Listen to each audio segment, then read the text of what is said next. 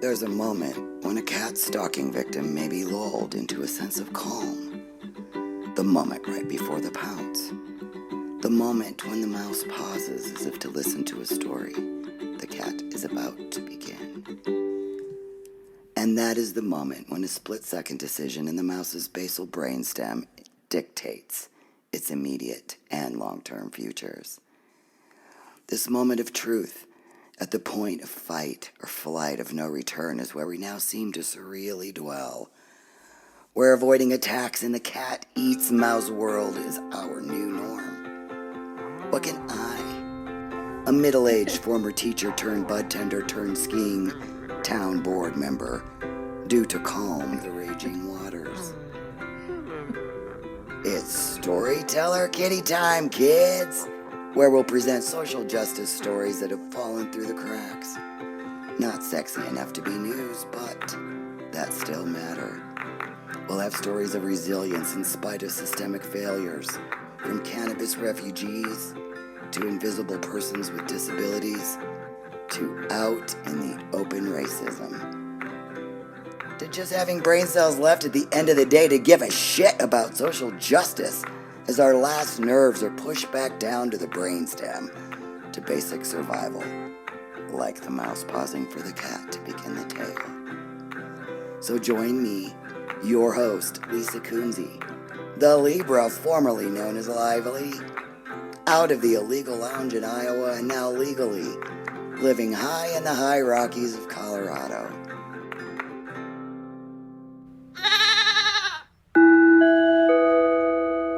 Welcome to episode 6 of Storyteller Kitty Time, the podcast that you got to be careful of or it'll bite you in the ass. We have been hanging out in the Zoom technology for just a few minutes, but this is a friend of mine that we are going to hang out with today. And once again, you can listen to us on anchor.fm/STKT. We're now on Apple Podcasts, Spotify, or many other formats. And then we also take a little video of the Zoom and put it up on the YouTubes. Some of the bells and whistles are different, but you're going to want to check out Josh. He is one of the area maintenance folks, correct? Is that the department you were in at Loveland, Josh? Yes, that is correct.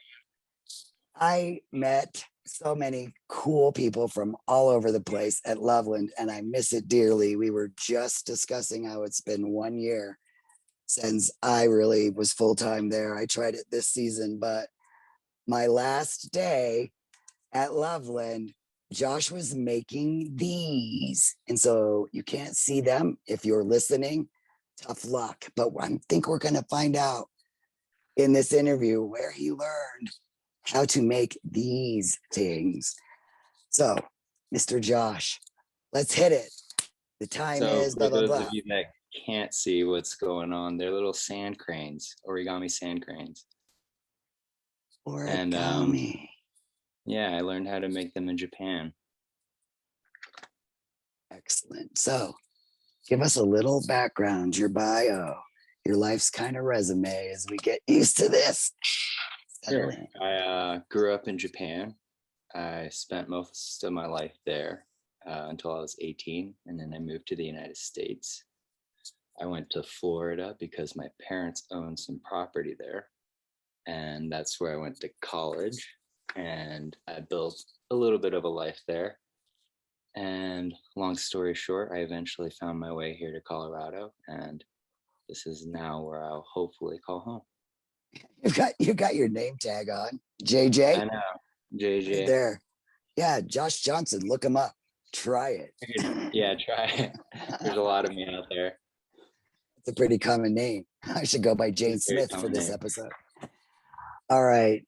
So that's interesting.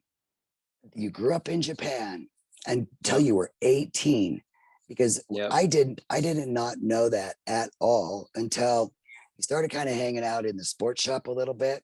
And one day we stalked you on Facebook because you are always like, you have this really huge Eskimo hat that you normally wear. And so Right. when you're parking cars and stuff, you look like a freaking Eskimo to me. I get that a lot. I bet that's what everybody says. They call you Eskimo Josh a lot, when we're describing like, who are you going to call to do what? And so that was surprising to me. And one day I do remember you asked, we were outside the shop and you said something and I made one of my smart ass quips back and you're like, whoa, you have good timing. Like, I'm like, well, I harassed kids for years. I was a teacher Yeah. and you didn't know that because I just hide all of that stuff. I didn't really tell a lot of people what was going on. And so we're meeting to now in a very different setting. And you've done your homework. You've even studied Joseph Campbell in college. So you're going to be teaching us stuff about this process. So let's just hit right into it. Sure. You're a goddamn hero. You at many points in your life, I'm sure you had those moments where you now recognize them as that facing the cat moment. So kind of walk us through what you want to focus on today. Where describe that moment. Well, I had a pretty significant moment in my life where I lost my dog, Happy, and I have a lot of moments that surround that moment in particular that are really significant to me. So I figured I'll start with there, go with that. I'm already about ready to cry because you said the words, I lost a dog named Happy. Yeah, she was good. She was a good dog. We had a good life together. Okay, so where were you when this happened? I was in Chama, New Mexico, and I was working on a train, and I asked my, at the time, coworker to watch after her. And long story short, he didn't. And it was up in the mountains, up about 7,800 feet. So it's cool during the day. Long story short, he left her in my car and windows up, and I came home from work and found her. And yeah, that kind of set me on a path of life that was very unexpected. And there were a lot of people that come into play with subtle messages and words of wisdom that I carry still today. So, all right. So, what did you think that you were doing at that moment that you found your dog, and the decisions that you made along the way now that you have the benefit of retrospect? I'm not sure what you mean. So, you said that this finding your dog, Happy. Yeah, Happy, dead in your car, set a series of things in motion. So yeah. So that day she was in my car because I was actually on my way to my grandma's funeral. And when she died and, I was really rattled, I went back to the place that I was staying at to, reassess because now Happy's dead. And the lady I was staying with, her name's Robin, incredible lady. I actually met her through Happy, and she was letting me stay there because she liked Happy. And when she found out Happy died, she gave me all of the rent money that I had given her for like the few months that I had stayed with her. She just set it aside and gave it to me. And she told me that when I was going to Phoenix to my grandma's funeral, instead of coming right back, don't, and just stay out there. So I did. And that was kind of like the beginning of my journey in a sense. That's where I I knew of my cousin, but I hadn't seen him in over a decade.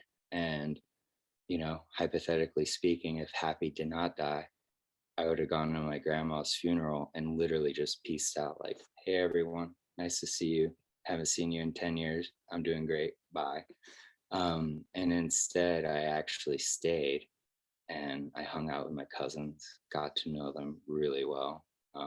I stayed for like 2 weeks before I was like, all right, time to go back to Colorado.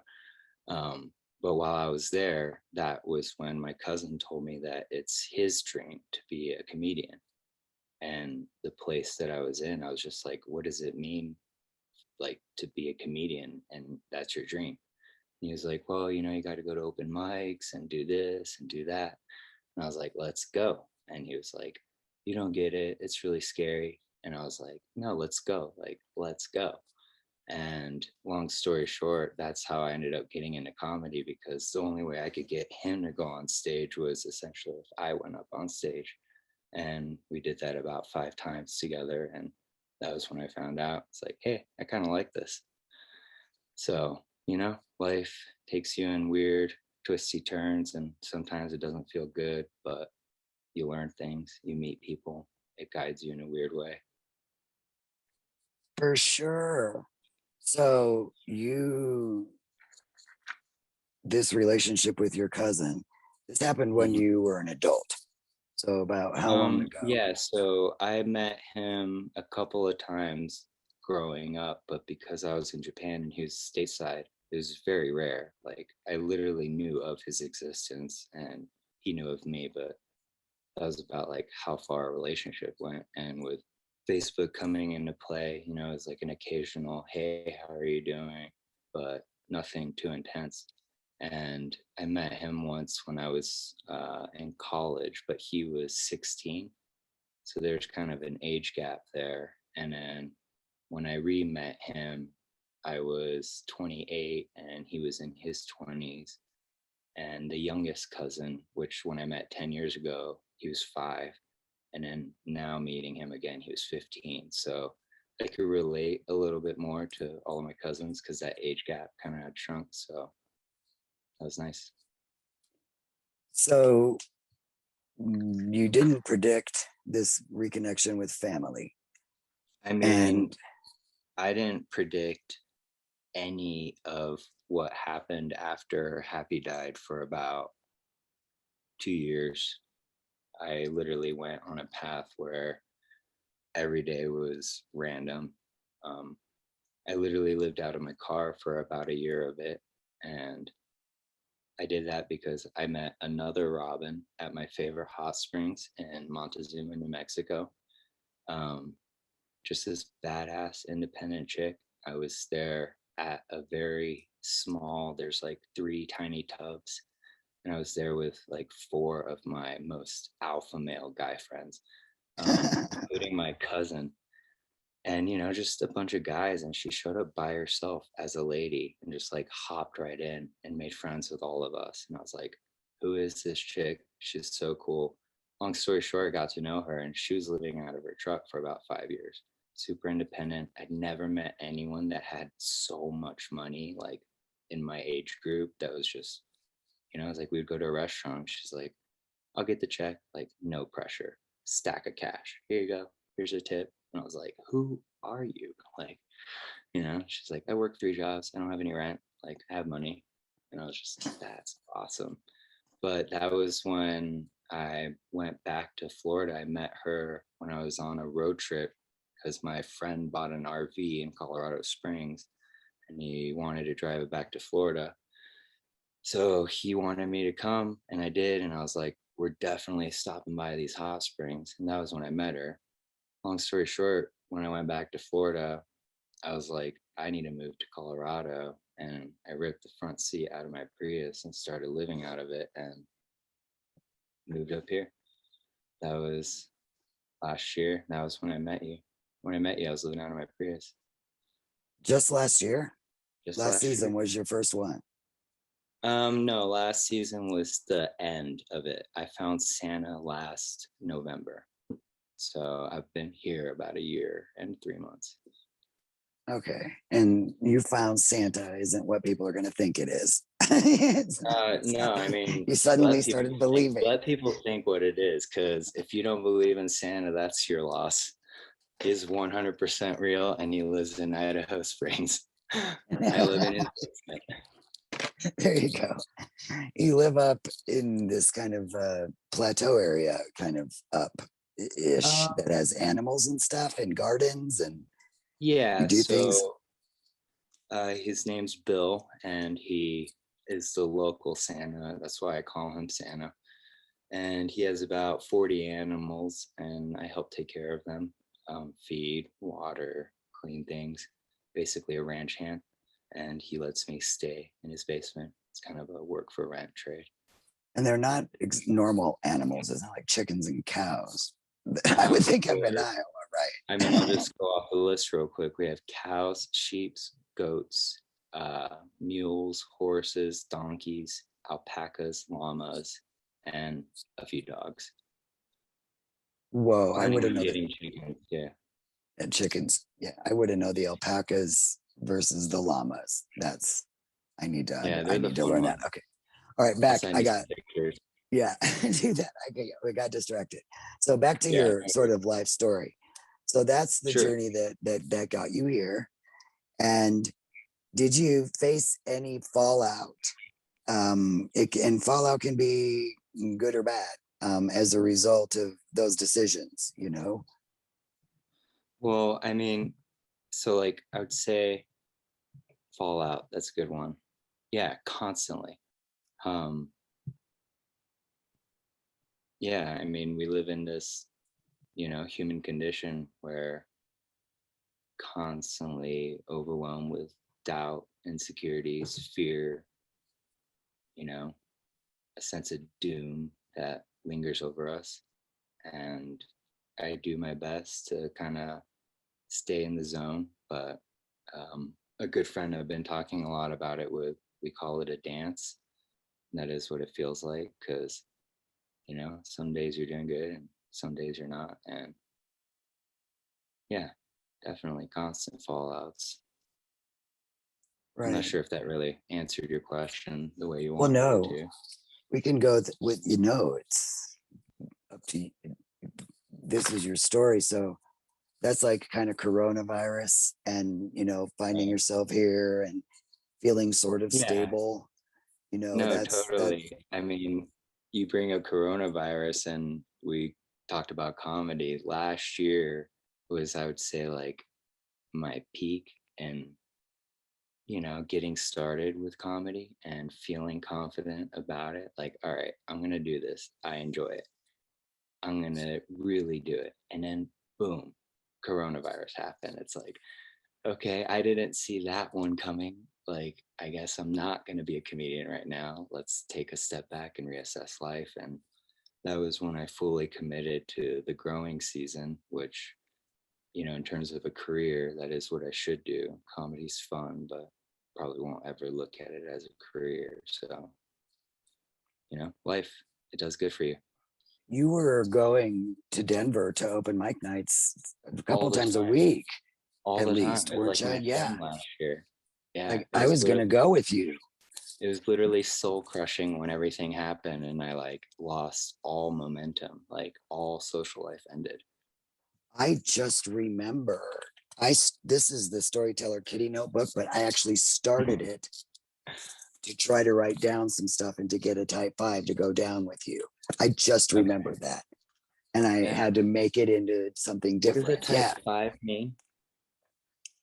Like a type 5 is you have to be ready for it. If you're going to go on stage and they have just a little bit of time as a comedian, you've got to be ready with your 5-minute set, your 15-minute set, if you get that long, and it's got to be tight. I haven't gotten to that point yet where I essentially have a set. I should, but in the beginning stages, it's just fun to go up and whatever, roll the dice. We'll see what happens. Do you have any video that we can put in here? You've never had anybody just with a cell phone? I had 2 different times where I had a friend there and they told me they were going to record me. And of course that creates like the extra anxiety, and pressure. And I'm up there just like, all right, it's going down. Do, the thing and the set, whatever you want to call it, my time up there. And I feel good about it. And I get down and both times something happened with them pushing like the record button and didn't record. Oh no, and you didn't bomb either time, of course. Well, and like both times it's just like I didn't really care to record it. Other people wanted to see it. So I was like, all right, sure, I'll greenlight the recording. And then, it's like both times, I don't know, some things are better not recorded, you know? You put something on that digital world, it's permanent. It's just there. I know, I Nothing to know. take it Have you back. gone to any comedy shows over the Not pandemic since, on not Zoom? since, I, no, I mean, not like since Corona. online. Mm-mm. I've I've totally taken a step back from every form of everything. Yeah, it's very, very different. But like on Guy Obelam is a friend of a friend of a friend. He was in the activist worlds, and he hosts and you know, you just sit and you watch the Zoom just like us right now, and the Yeah, comedians are just like talking to you. You know, it's just very, those very people strange. are so impressive to me. I can't. Yeah. They're Well, amazing. see what they're JJ, doing in Denver. You yeah, present very well on the camera. I'll check You it can do out. it. Yeah. You sound good. Uh, The I'll timbre wait. of your voice. I'll wait till Uh, the personal stuff. yeah, we're that close. I hope that we can do clubs or Yeah. something soon, you know, with that. Come So on, America. no kidding. So the you know, there's just a couple more questions about this little journey that you've talked about. Yeah, And absolutely. um Can I and bring the up one person that's really important to me? please do, Um, because we're going into the yeah, gifts of her that you found in the present.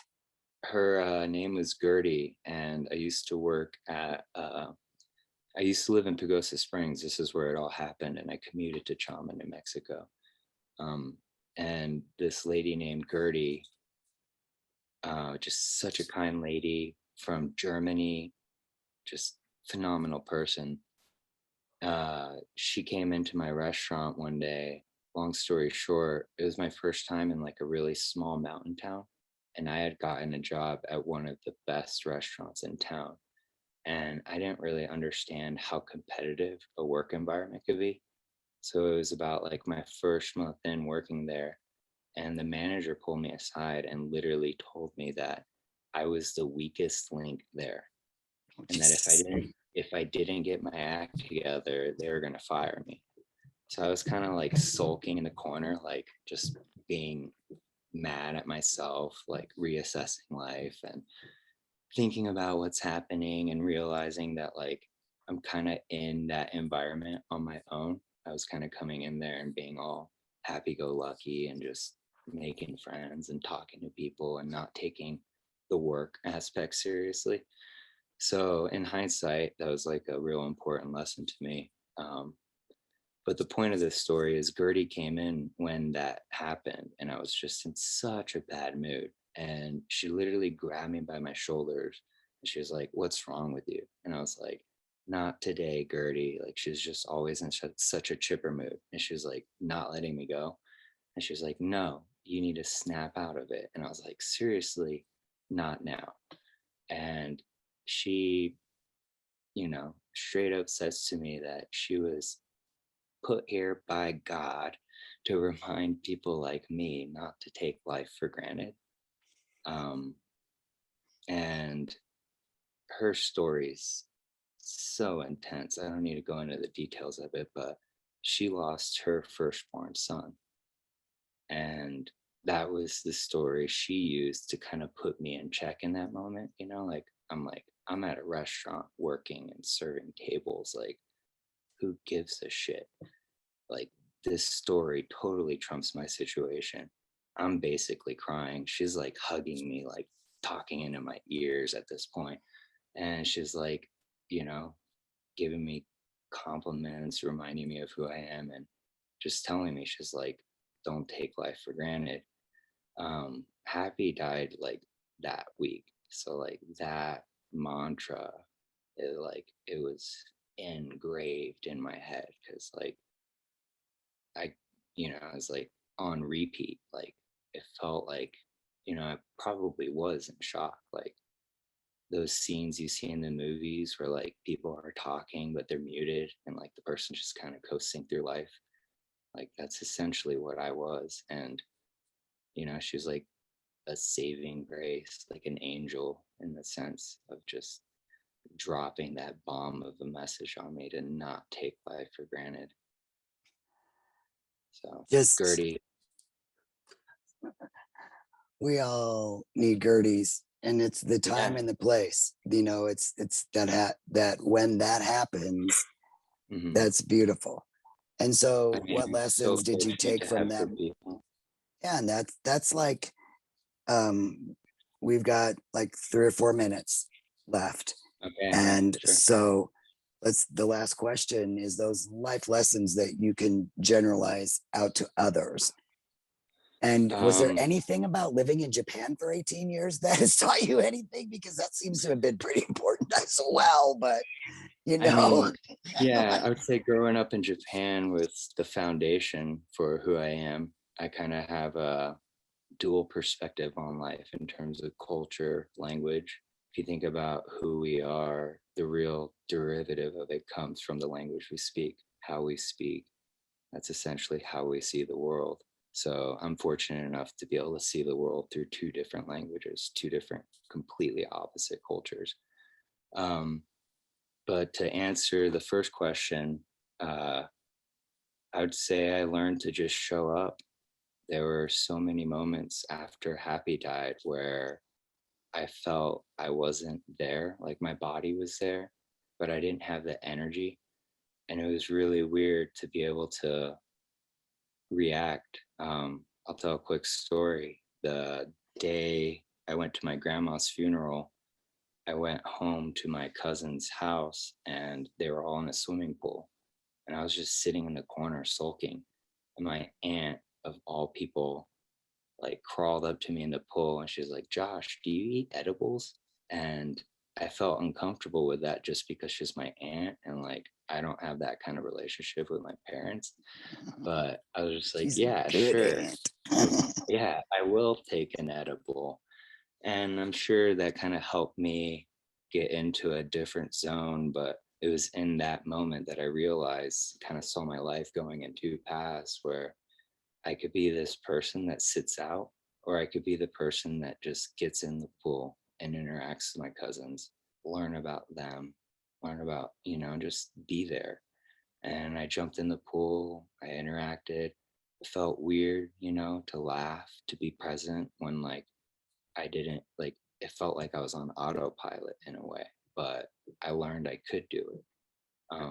And that's what made me realize that I can go back to work. Like I might not be happy. I might not be, all rainbows and butterflies in the head, but I could smile and say it's okay and thank you, have a good day, come back, we'll see you again. And I learned that I could do that. And I think that just takes showing up. You got to be there. Very astute for a 31-year-old who just turned 31. Yeah, yep. Exactly. Because that's good advice for today in the world of the Rona, and then for afterwards. It's so hard to show up. It is, especially something new and scary. Whew.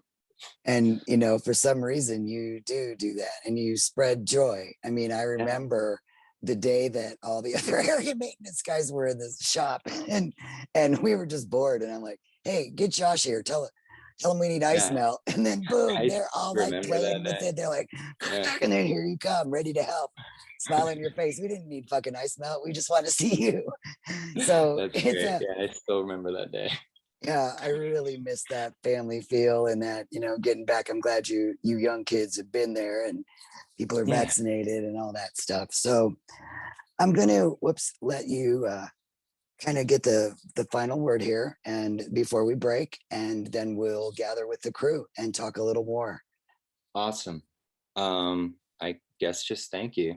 I enjoy talking with you all the time. So we'll do this again and we'll keep at it and keep these dialogues going. Yeah, definitely, because your demeanor is very understated, and I need to see the extrovert Josh on stage. I need to see Josh on stage. I need a lot of energy to show up, and it's really hard to do that on a Zoom call. Yeah, exactly. Be on Red Bull. No, I'm talking about on stage in person, Yeah, and I need 100 people watching. For sure. All right, thank you so much. This concludes the first half of episode 6 of Storyteller Kitty Time. I'ma break down this tree. No Swisses, sweets, pass the zigzag papers in the bag with the vapors, cause we like to taste our weed. Our weed. I'ma break down this tree. No Swisses, sweets, pass the zigzag papers in the bag with the vapors, cause we like to taste our weed. Our weed. I'm all about that Ziploc freshness. And you know I got the zigzag friendship. Sticky green leaf with the taste so sweet.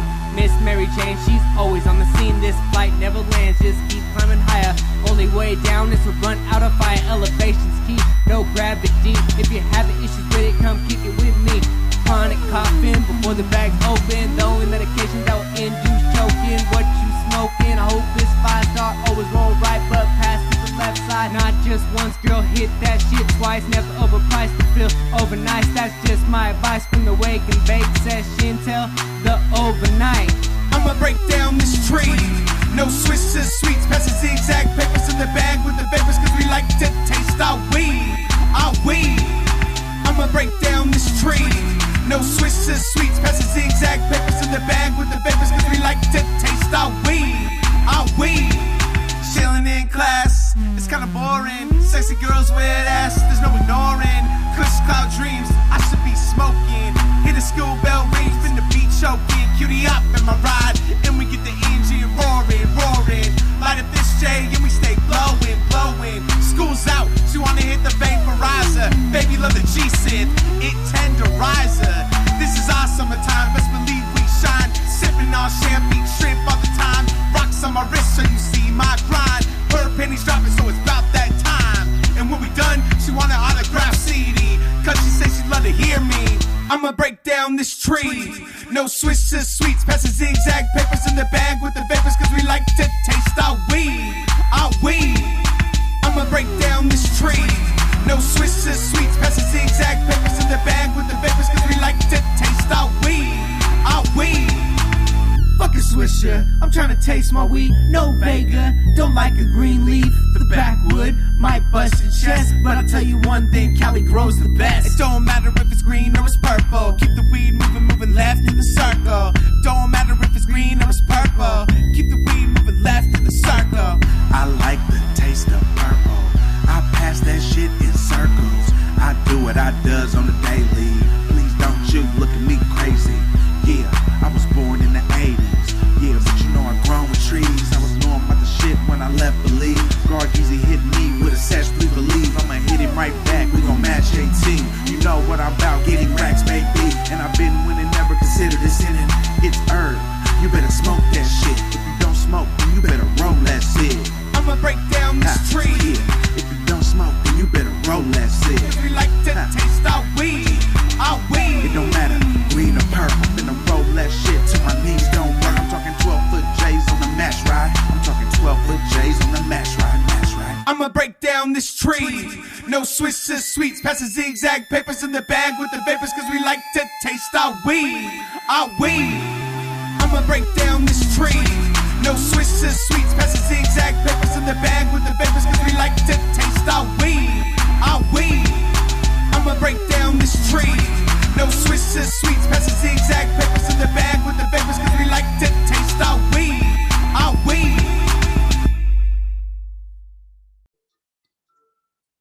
Hello, everybody. This is the Storyteller Kitty Time crew.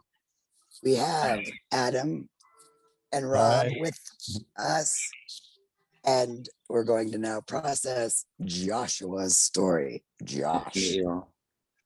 Okay, so I have one quick question because in between these two segments, I'm going to insert a song. I have access to a ton of Toker tunes because we also are heard on radicalruss.com. That's Radical Russ Radio. And so what's your favorite genre of music? And I'll select. Oh, old school hip hop. Oh, old school hip hop. All right, we'll see what we can get out of the Wayback Machine in the editing phase. All right, everybody. When we were getting ready to do this, you mentioned you forgot one thing, reindeer. We'll let you start with that, and then let these guys. I mentioned that I lived with Santa, and I listed off all the animals he had, and I stopped before I mentioned reindeer. And obviously he has reindeer.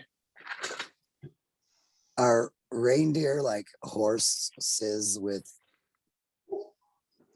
horns, or like what makes them uniquely a reindeer? They're, I believe, a type of caribou. They're a lot smaller, the ones we have, than horses, but they do get, I believe, some of them as large as horses can. So they're tinier. The ones we have, yes. The ones you have are. Gotcha. Okay, guys. Hear anything interesting in his story that you would like to ask him questions about? Well, we got him. I got to do math now. How many other relatives besides just your cousin did you finally meet at when you went to the wake, the funeral, the get together? So my dad's side of the family, he has I believe 6 siblings. And so I met his sister's kids at the funeral. And they have, I believe, gosh, I can't believe I'm forgetting this. They have a lot of siblings, but they have a lot of siblings too. So a lot of cousins to me. So yeah, I got to hang out with all of them. They live in Phoenix. Okay. Well, all 5 of his siblings, or 6 of the siblings, live in Phoenix? No, just his sister's family. Okay. They're all spread out. My whole family's spread out all over the world. They didn't grow up in Japan like you No. did, right? That was just me, my sister, my dad, and my mom, and of course my Japanese side of the family. What led you, or what led to living? I want to know more about Japan. Yeah. What led up? How did that happen? How did that occur? So my mom is Japanese and my dad is, Caucasian American. And most people think they met because my dad was in the military. Actually, my mom came as an exchange student when she was 17, and she decided to become a Mormon. And she met my dad in the Mormon church in America. And they got married. And then my dad decided to join the military. So they moved back to Japan. And my mom, being Japanese, ended up getting a really good job as a translator, just really valuable for the community kind of thing. And my dad ended up leaving the military while we were there. And since she had that job, we got to stay. So it was kind of a unique situation where I lived on a military base where like every 3 years, all the kids would kind of shuffle out and change. And me, myself, and a few other kids on base just kind of stayed put. And I got to hang out through all of high school, grade school, and high school in Japan. I was one of the people that shuffled in and out of a tiny little town in the middle of nowhere in Australia. Oh, nice. Yeah. I love growing up in Japan. I get to visit every once in a while when things aren't weird. And yeah, I honestly love the culture and miss it all the time. What'd you say, Rob? We didn't hear your comment. Oh, you're there. Robert? I was joining in with all the military brats. Is everyone here a military brat? Not military. Oh, no? No, but government contracted. Right, similar. He'd have to kill you if he told you. Yeah, you spent some time in Germany, right? In Europe, Rob? Where else? Because of your grandfather? Quite a few places. Yeah. All over Europe, Hawaii, a few other places. No, I didn't. Have you always been, are you bilingual? Josh? Yes, I am. I speak fluent Japanese. I was gonna say it'd be hard to be born in Japan or well, move so to yeah, Japan as a little kid, and right? spend 18 years there and not speak the language. No, and my parents sent me through Japanese grade school and then American and high school. So 2 different systems. Yeah, So you have no accent at all. yeah, and according to the books, in terms of psychology, the age is like 11 to 12. If a kid is exposed to both languages prior to that age, they don't develop an accent. So I grew up in a completely dual household, dual community. I could step a few feet off base and I was completely in Japan, and step a few feet back on base and I was essentially in America. So you mentioned growing up in those 2 cultures that were so different and having the benefit of both of those. What are some of those major differences? Toilets. Japanese toilets are so much nicer. I mean, is that like the water toilets? Is that the thing? The bidets? Yeah. The bidets, yeah. Yeah. No, every bathroom, yeah, in Japan so much nicer than any bathroom in America. But yeah, in terms of culture, I truly feel like America and Japan are essentially yin and yang. They're just so opposite. And yeah, I got to grow up over there when I was younger and kind of essentially regrow up when I came here and re-experience culture here in America. Definitely. So talk about that edible you did that day that your good aunt gave you, because we're like on a pot network. And so I mean, do you think it just contributed to the epiphany? Oh, absolutely. After Happy died, that night I just got utterly smashed with alcohol. And I like couldn't eat, so I just didn't eat. And then, plus drinking a lot the night before. And then I started driving to Phoenix, which is, I don't know the exact hours, but it's like 13 or something like that. And I drove essentially straight there on an empty stomach after drinking all night, not eating, got to the funeral, didn't eat, and then got to the pool. So it's just like completely empty system. And I was just in a zone, just sulking. And she just saw me sitting there and she's like, this will snap him out of it. And it really did. I took it and, I don't know, gave me that extra boost and energy to kind of think in a different perspective, assess my situation, let go of, negative feelings that I'm carrying. And yeah, definitely helped. I cannot deny that contributed. If you want to hear a good pot story, 2 days after I went to my grandma's funeral, I drove all the way to San Diego, California, just because a friend invited me. And when I got there, essentially same story. I've been feeling crappy, so not, I'm just not smoking. I'm like not thinking about it. I'm like, just not in a good place mentally. And I get there and he's in the parking lot of a Walmart and he drives this super fancy car. He's like a self-made millionaire. And, I'm just sad. And he's like poking me. He's like a dog. He's just poking me. And I'm like, dude, not right now. And he's like, nope, come on. You're here with me in California. We're going to have fun. Get in my car. And we get in his car and he has these crazy tinted windows and he has the front sun blocker up. So it's like completely separated from the outside world. He has the AC blasting and he just has a bowl ready for me. And he's like, hit this bowl, you need it. And so I just hit the bowl and I'm just like taking a deep inhale. And he presses play on like this crazy, I forgot his guy, Tony Robbins.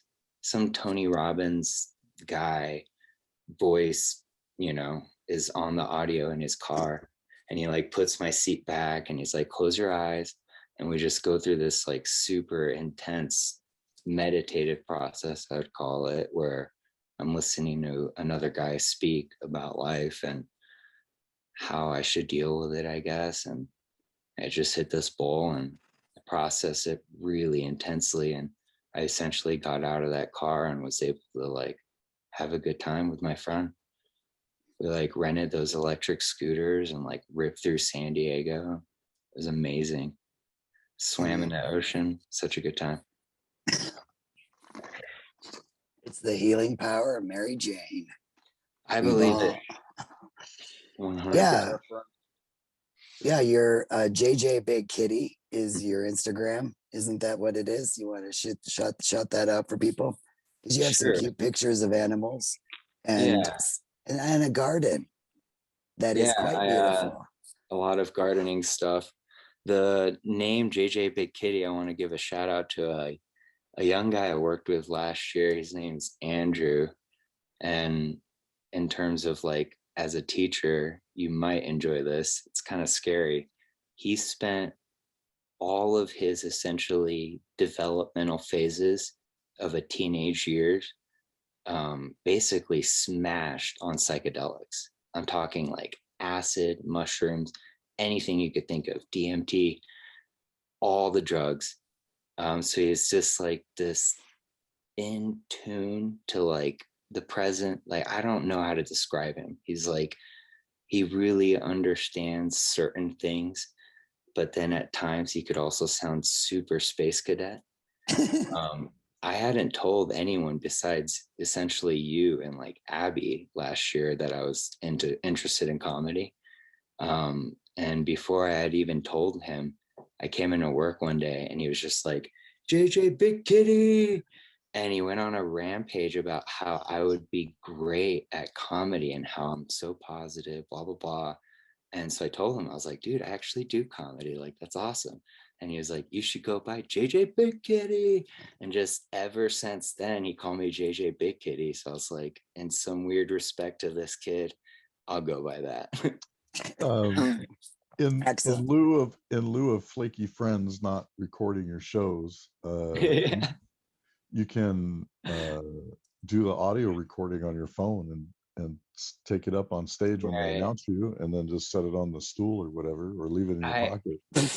I really enjoy the aspect of open comedy, open mic, kind of just being in the moment, and then most of it not being recorded. Like, you don't have to share it with anybody. Right. Use it for And yourself. I mean, but yeah, totally, to look back at it and assess 100%. Oh, definitely. And you don't have to share it with anybody if it sucks. I mean, ultimately, what you're looking for to commercially speaking, is that you're looking for a good 45 to 90 minutes worth of set material, Right. that you get to go on tour and do for a couple $1 million. I'll tell you, one of the funnest aspects of comedy is for sure the crowd. I was in Raleigh, North Carolina. I'm not sure if I'm getting that correct, but someplace in the East Coast. And it was just this random brew pub with great lighting, a great mic with great audio, and like 60 plus people in the audience. And I literally could have been up there and just been like, and like, it didn't matter what I said, it crushed. And that kind of, in hindsight, gave me it's just like, sometimes it's the right place and the right time. And that's what's fun about it too, is being in front of people that aren't giving you that energy back, and they're just kind of giving you the cold shoulder. And yeah. Well, I'm going to give you next step, which is recording myself and reassessing what I do. Well, so I have a suggestion, and then we have to wrap this up. That went fast, but I got baked right before this. Yeah, we always all are. So the JJBigKitty is appropriate on Storyteller Kitty Time, and I think you should go outside and like do random little sets, like do one to the alpaca with the beautiful mountains in the background, and just like record that shit and have the freaking reaction be those animals. Ever since I stepped on stage, I live to tell stories. It's like I'll be taking a shower and just be thinking of something and start laughing, and like it gave me that tool to look at life through comedy. Like you can turn everything around into comedy and make every moment you go through something funny. I mean, I park cars, I love them.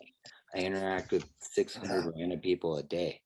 Something about that's always funny. All right. So do you have like a go-to joke that you can leave us with here?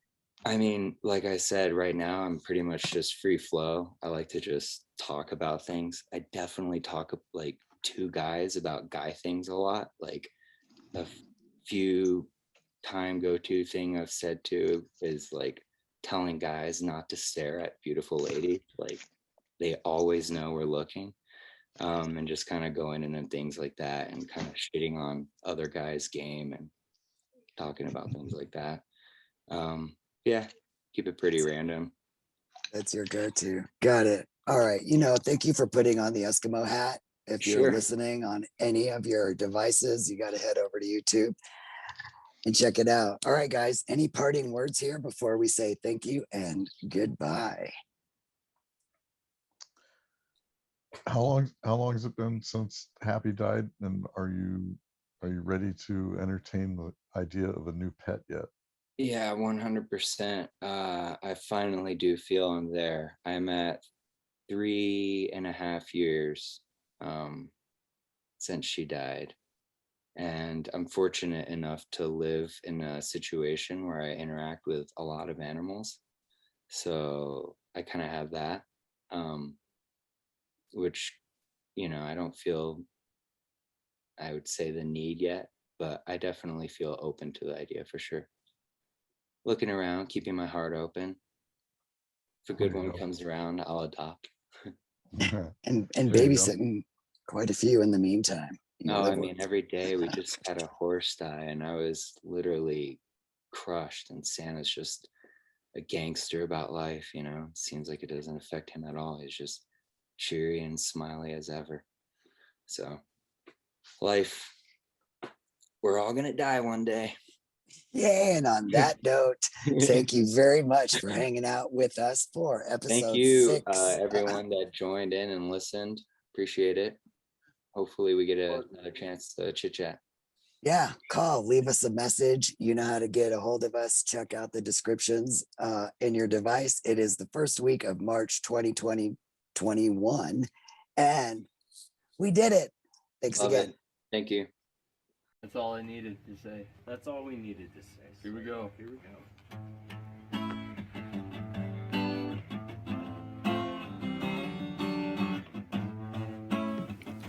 Well, humans, this has been another episode of Storyteller Kitty Time with your host Lisa Kunze and crew. We thank you for sharing your valuable time to go to uncomfortable places with us. Keep seeking the truths in the middle, carefully vet your sources, and avoid being duped by algorithms. Push that gray matter to find compassion and gratitude. But above all, do your fucking homework, kids. Kunze out.